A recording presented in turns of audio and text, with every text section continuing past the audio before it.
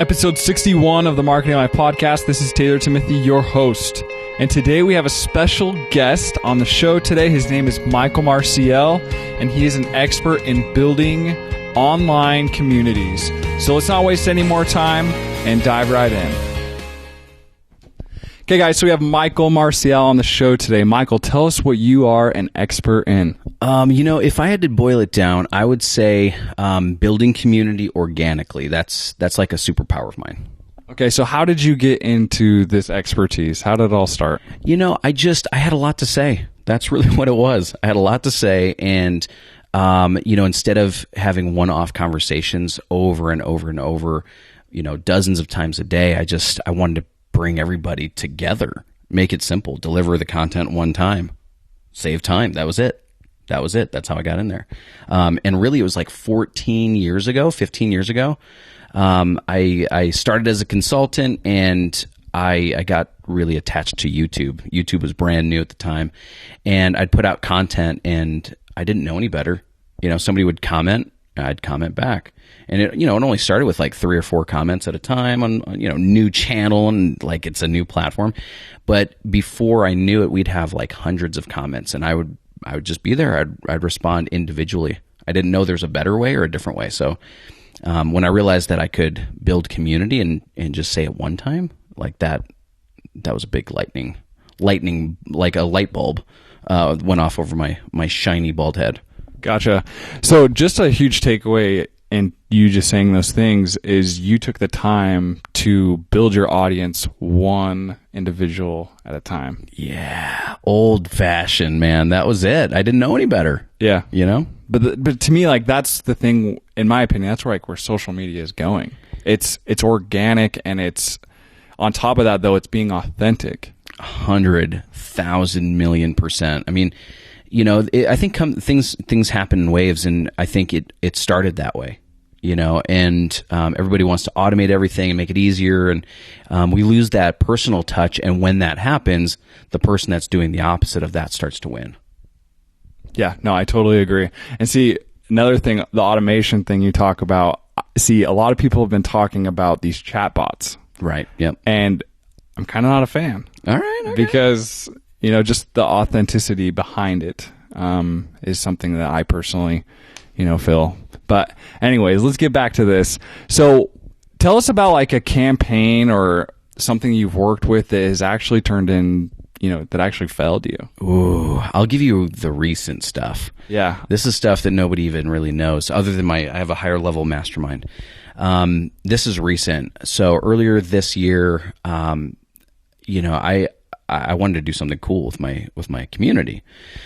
And so I was like, hey guys, where do we want to go on a cruise, right? Like everybody loves cruises. I love cruises. So, I polled my people, and, there's 3,500 people in this community. And so when I ask questions, I usually get a lot of good feedback. And so it came down to Mexico. So I was like, all right, let's rock and roll. So, we found somebody that could help us with the details. We got the cruise line, the dates, pricing, excursions, all the detail work. Did up, all the design. We start marketing it to my group. Right, these are people that like we know each other. We've met, like they've seen me speak, or we've met in person at some point. Usually, guess how many people registered for this thing? We had 16 spots, by the way. Zero. Goose egg. This is recent, man. It still hurts. Still hurts. I know. I'm sorry for laughing. No, it's fine. I'm crying. They can't see it, but I have tears in my eyes. But here's the truth. It was zero. That was, and I chalk that up as a fail, right? Obviously, we get to learn from that. There's a lot I learned from that, but that was the fail. Gotcha. So let's tell these guys, what did you learn from this? Ooh, I knew you were going to ask that. Okay, so here's the reality. If I truly, like in the most authentic way I can do this, if I go back to my roots and I start to dissect exactly what I did to set this thing up, I asked the wrong question.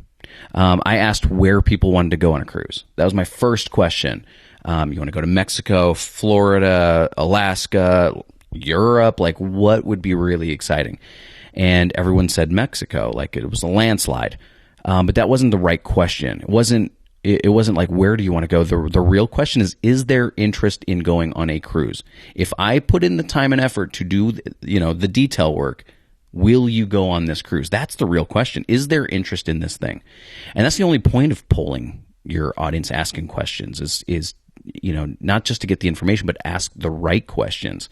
So that was on me. I asked the wrong question. It wasn't, I went in for the, if you like look at like closing methods, I went for the alternate close. Cash or credit card, right? Not like, do you want to buy the thing first? It was like, which way do you want to go with this thing? So when I really boil it down, I asked the wrong question. That's what I learned from it. Interesting. That is very interesting. Just asking the right questions to your audience, asking them the right things. That's it. That's a huge takeaway. How else do you feel like that can be applied in like marketing? Oh my gosh. Like with everything, I love going things organic, and that's where like, this is really cool. Like for us to be doing this because, organically, I know, just my own personal social media, there's 250, almost 300,000 people I'm connected to. And I know if I ask the right question in the right context, I will get solid and like gold. It's literal gold. And that if we're talking in a marketing aspect, when you ask the right questions from the right people, you get the right information. And from that information, you can take better action. So that means like if you're running a campaign, well, you're going to be spending less money because you know exactly who to target, when to target, and how to do that.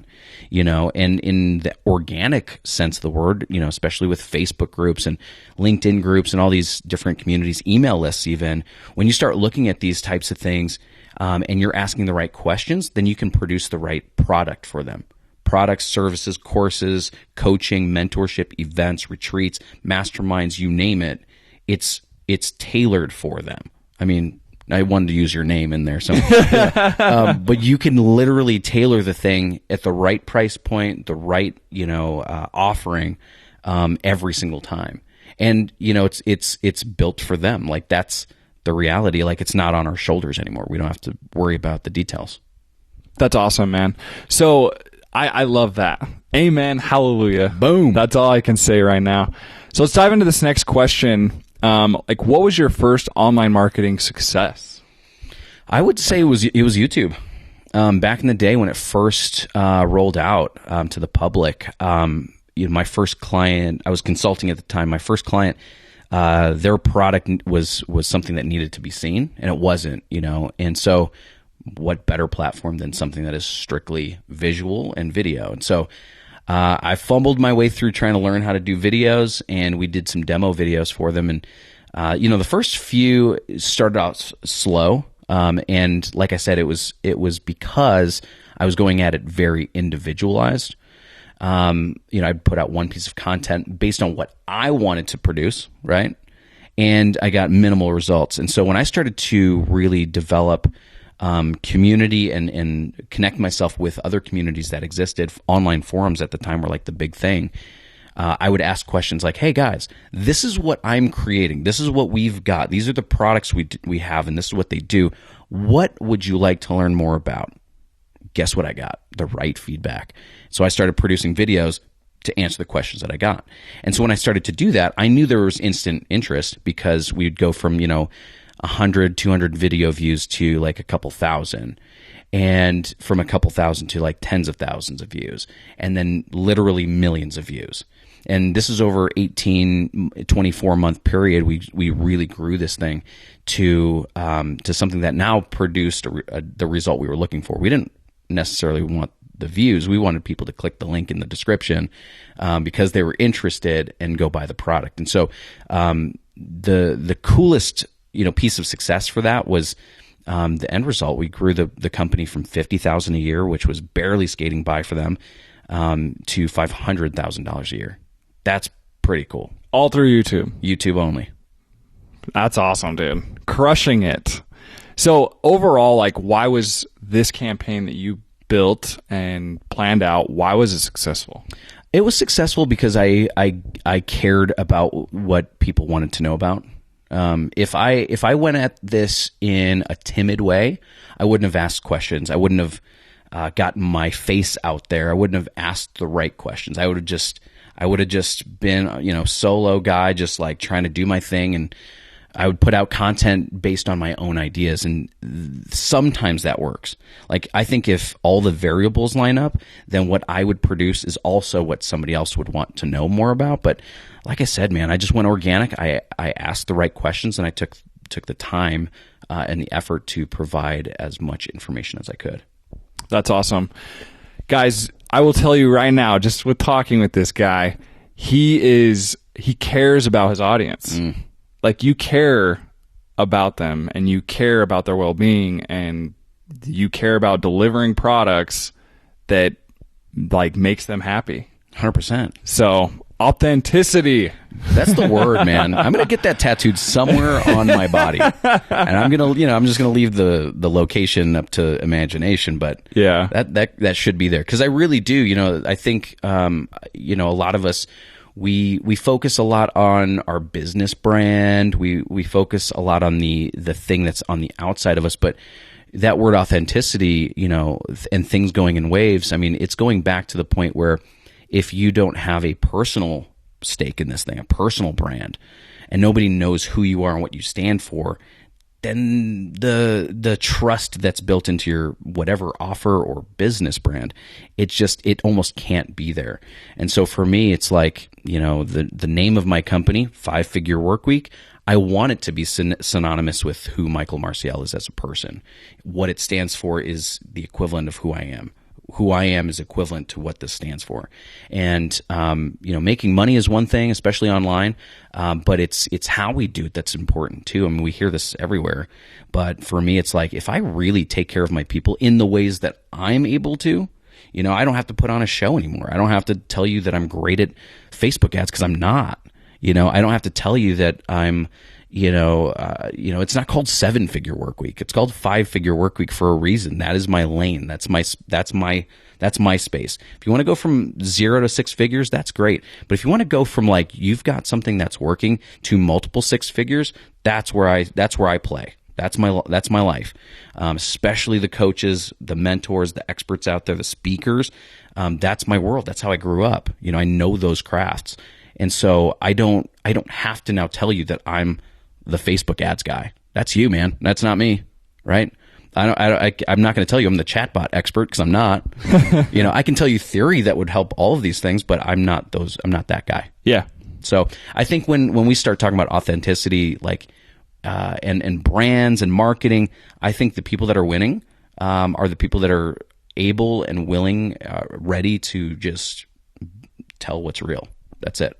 I fully agree to that. I'm all about value. And then at some point you'll get something in return. Oh, for sure. Yeah. You jab enough, then you right hook it, right? Yep. That's what it is. Gary V. Anyways, so what was like your grand slam for success? Like, you were like, one day you were kind of like, okay, things are going good, but then you're like, holy cow, things are going great. Yeah. That's a great. You know what? I'm going to say it's 2019.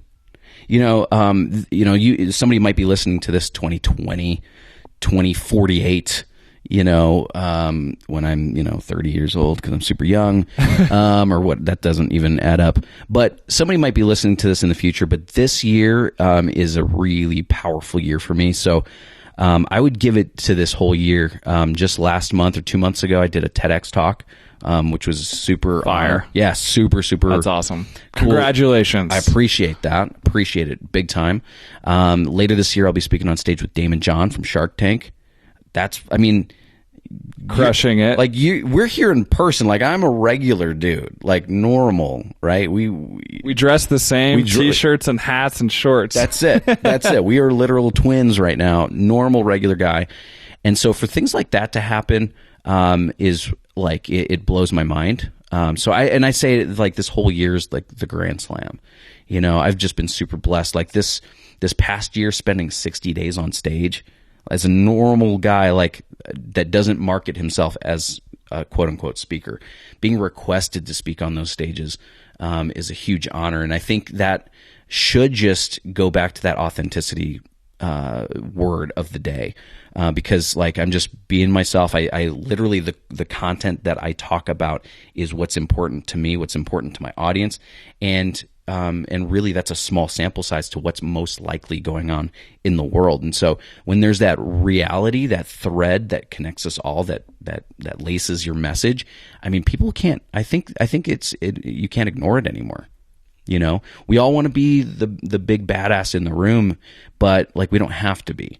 You know, if I had to give myself a grade from A to Z, A being beginner, Z being guru, like I'm somewhere in the middle. You know, that's how I feel. I feel like I'm always learning, I'm always growing, and I'm not the best of every single thing. So if I gave myself an M right there, smack dab in the middle, you know, and I really own that, you know, like I said, it's 5-figure work week, not 86-figure work week.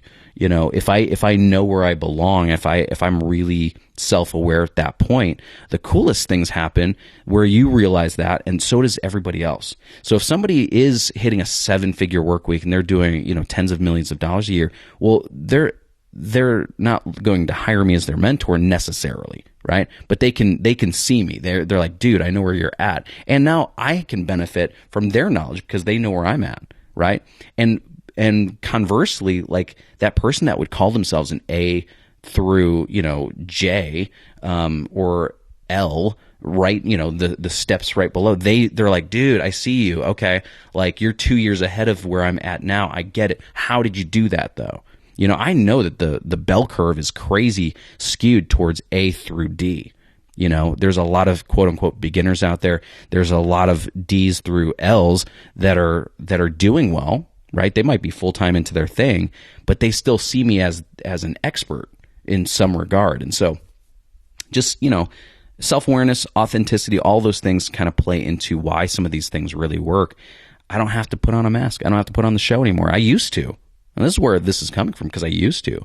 Everything, you know, especially as an entrepreneur or self-employed, everything's got to be amazing all the time. Dude, I'm killing it. Everything's amazing. But like, I'm going to go home and like, I'm still eating Fruit Loops and Cheerios because I don't know if I can like really go to Starbucks right now. You know, like that happens. And I'm okay to like, we can talk about the real stuff of 5 years ago when I was living in my car for 2 months. Okay, let's talk about the real stuff for a second. And when we start talking about big successes, and I know this is kind of a tangent, but I feel like this needs to be said right now. Dude, say what you got to say. Preaching it. You know, when we start talking about the real stuff, then it's like, oh, can we just let down the guard for a second? You know, can we get real with each other to the point where it's like, man, that felt good to get off my chest. And now because I've recognized what's real, now we can take better actions towards the quote unquote success that we're looking for.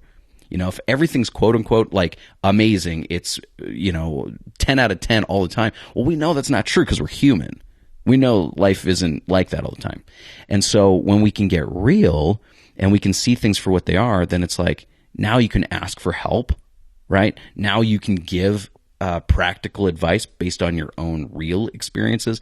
We don't have to talk about theories that we heard from Gary Vee. We don't have to talk about buzzwords. We don't have to do any of that stuff anymore because that's not going to be helpful. You know, for me, I'd spent too long listening to the quote unquote gurus that were they were spouting off theory, you know, things that they heard, things that they'd never done in their life.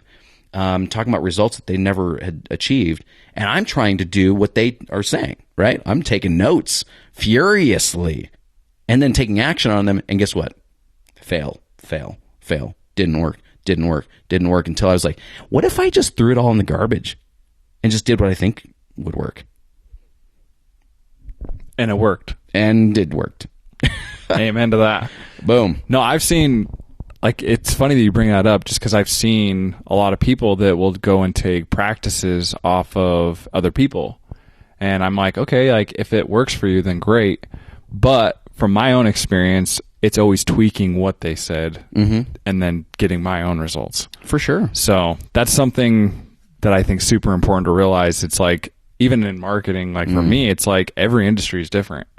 how I advertise in every industry is going to be completely different. Even if they're the same industry but different companies, it's going to be completely different. It's the context. So it's the context in which you provide the content, the ad, the whatever. Context is huge. And I think, even if it could have worked or if it did work for someone, it's still way out of context. When Gary Vee talks about self-awareness, that means something very different to me because I've lived through those things. I've seen how it applies to actual life. And I think, when you're running a $200 million company and you're speaking a lot and you're putting out a lot of content, sometimes you don't have the ability to provide as deep of a context for that. So when somebody's talking about self-awareness, it's like, yeah, I should just read more books or go to more seminars or whatever. And I don't think that's what it means. For me, it means being self-aware, just knowing who you are for real. Diving into that, facing life a little bit to understand how you kind of fit into the world. Because when you see that, then you become useful. Then you can actually provide real, practical, actionable, whatever your thing is, to solutions to your people. That's where it comes from. So for me, like I said, I just had to be so freaking dialed into who I was and what I could actually do. And that's where the successes have come from. Dude, I can talk about stuff that happened a couple of years ago, Forbes, Inc., the Today Show. I can talk about those things.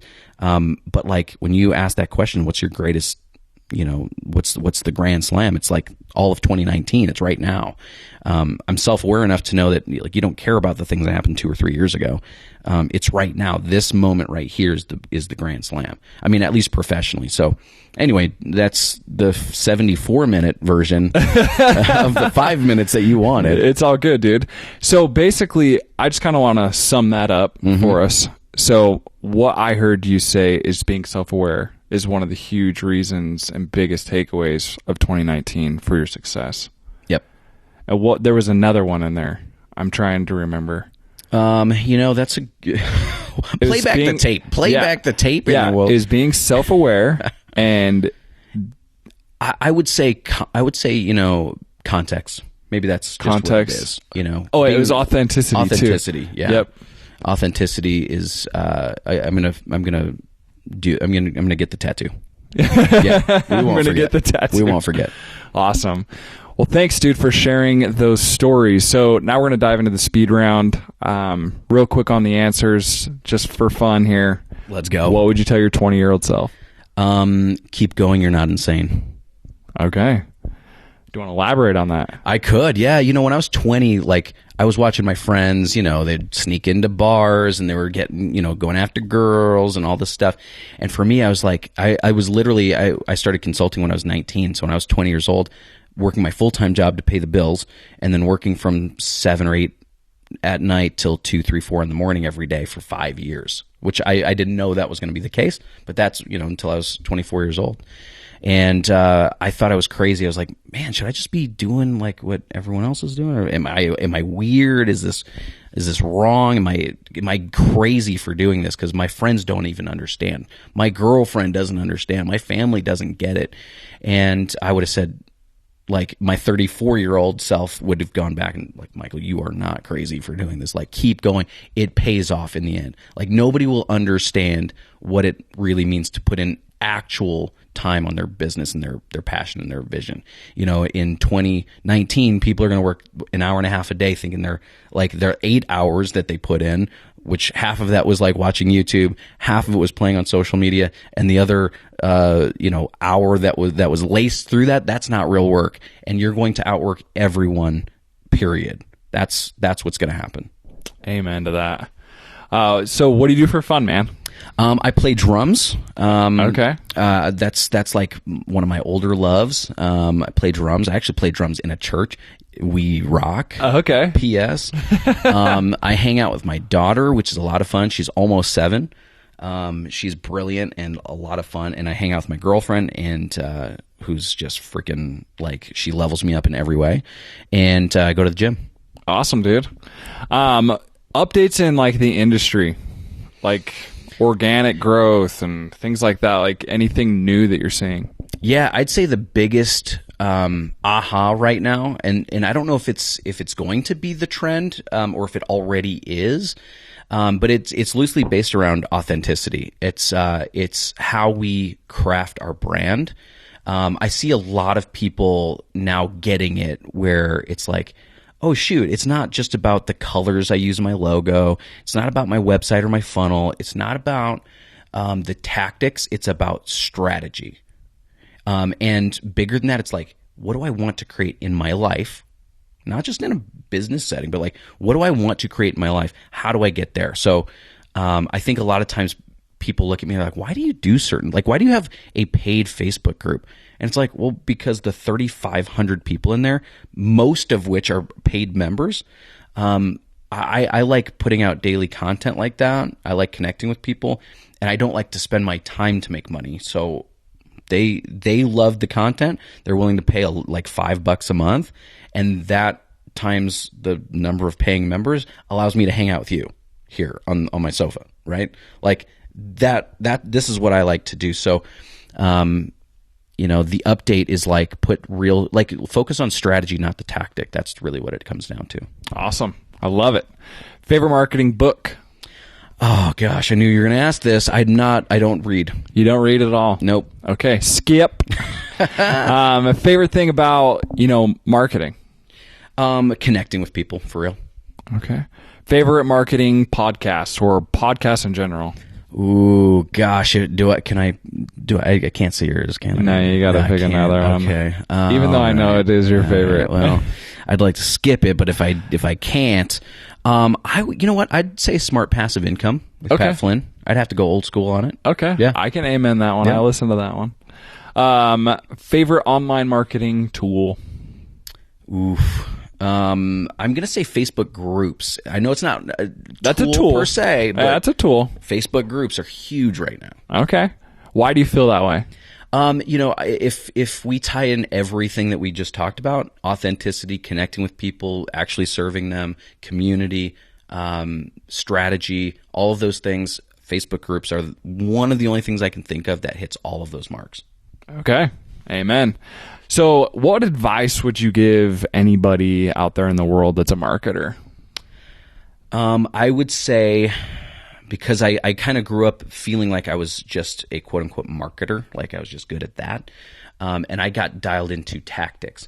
I would say focus on strategy. Strategy is the flow from tactic to tactic, how they all work together to achieve the actual goal. Look bigger than the one thing that you think is your niche. If you quote-unquote niched down, the ones that are going to win are the ones that focus on strategy, not the tactic. Awesome. And last and final question, where do people find you, man? If they want to work with you, work with your business. Heck yeah. Where do they find you? Which they should all do. They should all do that. We're doing some crazy cool things, but I would say Facebook, man. I wouldn't do my own brand justice if I said go to my website and fill out some form or something like that. I like to connect old school, so hit me up on Facebook. Drop a comment, seriously, send me a message. Say, hey, I heard you on Taylor's show, for context, so that way I know, and we'll connect for real. I'm always maxed out on friends, but if you send me that message, we will connect for real. And if you want to, if you're the right kind of person, you can come play in the Facebook group. I'd want you to be in there, so it'd probably be on me. I'll throw that in for your peeps. Okay. Yeah. Awesome, dude. Sounds good, dude. Thanks for being on the show, and appreciate your time. Dude, thanks for having me. This was freaking killer. Okay. See ya. So guys, some of my biggest takeaways from this episode is being authentic. Be authentic with your audiences, engage with them, and better yet, one of the things I noticed that he does is he makes time for his community. He's constantly responding to them and being very authentic. This guy is very genuine. So be genuine, be authentic with your audiences, and this is going to help build your online community. Thanks, guys, for listening to this episode 61. Don't forget, guys, to go over and check out my online marketing course. If there's some tips and tricks you guys would like to share on this podcast, feel free to reach out to me. I'm here to help. Other than that, peace.